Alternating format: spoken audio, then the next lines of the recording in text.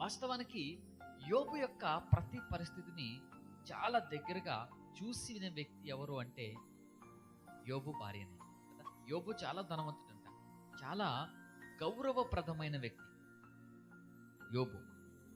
ఇంకా చెప్పాలంటే యథార్థపరుడు, అంతకంటే గొప్పది ఏంటిదంటే భక్తిపరుడు అని ఉంది అక్కడ. యోబు యొక్క భక్తిని గురించి ఒక్కసారి మనం ఆలోచిస్తే ఎంత భక్తిపరుడు అంటే ఒక మాట అంట, అంత శోధనలో కూడా అంత శ్రమలో కూడా ఒక మాట అంటాడు, యెహోవా ఇచ్చెను. ఎవడండి మాట్లాడుతాడు ఆ మాట చెప్పండి ఒకసారి?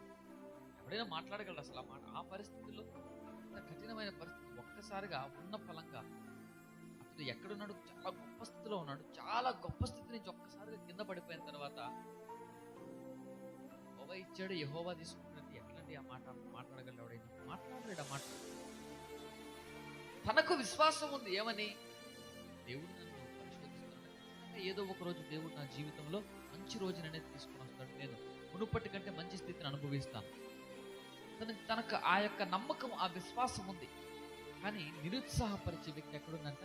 పక్కనే ఉంది. తన ఆశను భంగము చేసే వ్యక్తి ఎక్కడుంది? తన గృహము నుంచే బయలుదేరి. కొన్నిసార్లు చూడండి, నిరాశ ఎక్కడి నుంచి వస్తుందంట? నీ సొంత భార్య నుంచి రావచ్చు, పిల్లల నుంచి రావచ్చు, నీ తల్లిదండ్రుల నుంచి నువ్వు దేనికి పనికిరావు, నువ్వు దేనికి పని చేయమంటాడు ఒక్కోసారి. నువ్వు దేనికి అసలు ఆ పని చేయనోడి, నువ్వు సమాజానికి దేనికి పనికిరావు, భూమికి భారం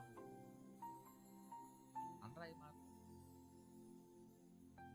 మీకు ఒక విషయం చెప్పనా, ఈరోజు అనేక మంది పిల్లలు శాపగ్రస్తులు అవ్వడానికి కారణం ఏంటంటే వారు తల్లిదండ్రులు వారిని దూషించిన దూషణలు. ప్రియదేవుని చాలా మంది ఏమనుకుంటారు, వాడు పనికిరానుడు అని చెప్తే వాడు ఏమవుతాడు?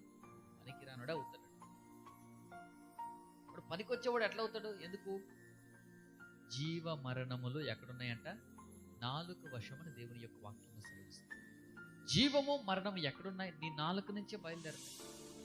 శాపము ఆశీర్వాదం కూడా ఇక్కడి నుంచే బయలుదేరుతాయి.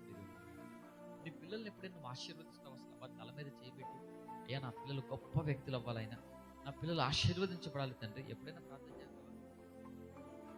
నువ్వు ప్రార్థన చేయవు, ఇంకా వాడే ప్రార్థన చేస్తావు, వాడి గురించి ప్రార్థన చేస్తావు. ఎవరంటే అయ్యా నేను ప్రార్థన చేసుకోవడమే అంతంత మాత్రం, నా గురించి నాకు ప్రార్థన చేసుకోవడానికి వాళ్ళు బరువు, వాడి గురించి